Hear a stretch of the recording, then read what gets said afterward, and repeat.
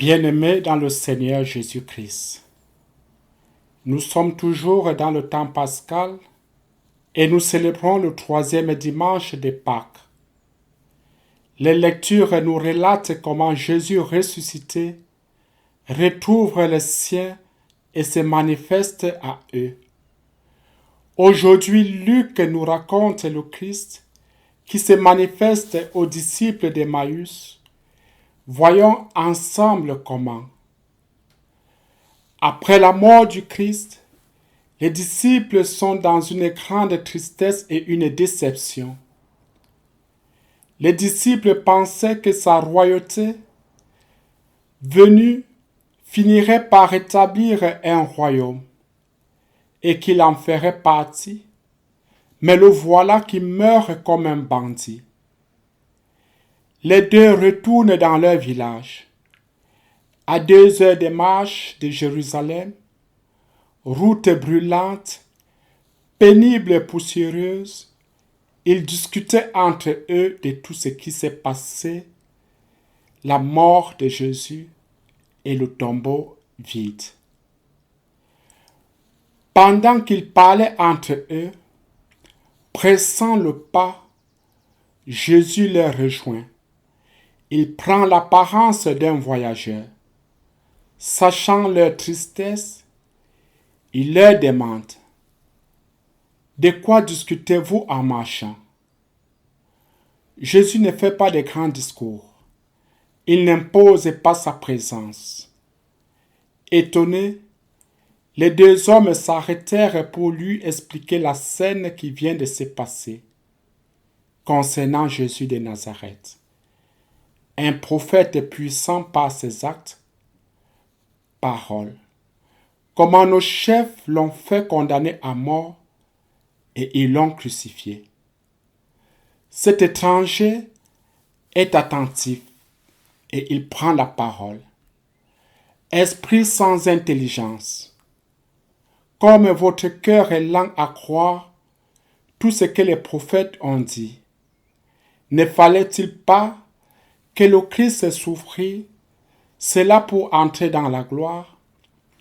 Il parle avec une conviction telle que l'espérance jaillit à nouveau. Reste avec nous, car le soir approche.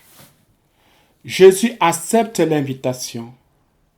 Il entra donc pour rester avec eux. Ils prennent le repas. À table, il fait les mêmes gestes que Jésus avait fait le jeudi saint et les yeux s'ouvrirent. La joie fait place à la tristesse, mes bien-aimés. Le cœur brûlant, aussitôt, ils s'élevèrent et retournèrent à Jérusalem pour partager leur joie avec leurs frères et sœurs dans la foi.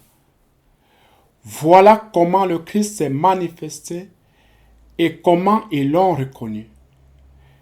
Bien-aimés dans le Seigneur Jésus, la vraie joie est de reconnaître que le Seigneur demeure parmi nous, compagnon fidèle de notre chemin. Comme les pèlerins d'Emmaüs, nous cheminons dans notre vie avec nos doutes, nos tristesses, nos déceptions, nos souffrances. Il nous accompagne. Gardons l'ouverture du cœur, car si le cœur est fermé, l'esprit ne sera pas éclairé. Et une question me vient à l'esprit. Et nous qui sommes chrétiens du Christ, prêtres, religieux et religieuses, est-ce que nous croyons que le Christ se manifeste à nous? Et comment? Oui, bien-aimés dans le Seigneur, face à la misère, la maladie, l'isolement, et même dans ces moments de confinement, le Christ est là à travers son évangile, l'Eucharistie. Heureux ceux qui croient à la suite des disciples d'Emmaüs, que rencontrer le Seigneur donne à la vie une espérance nouvelle.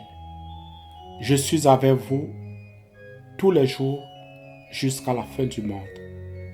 Matthieu chapitre 28, verset 20. par l'intercession de la Vierge Marie, que l'Esprit Saint allume en nous l'ardeur dont les disciples firent l'espérance. Loué soit Jésus-Christ.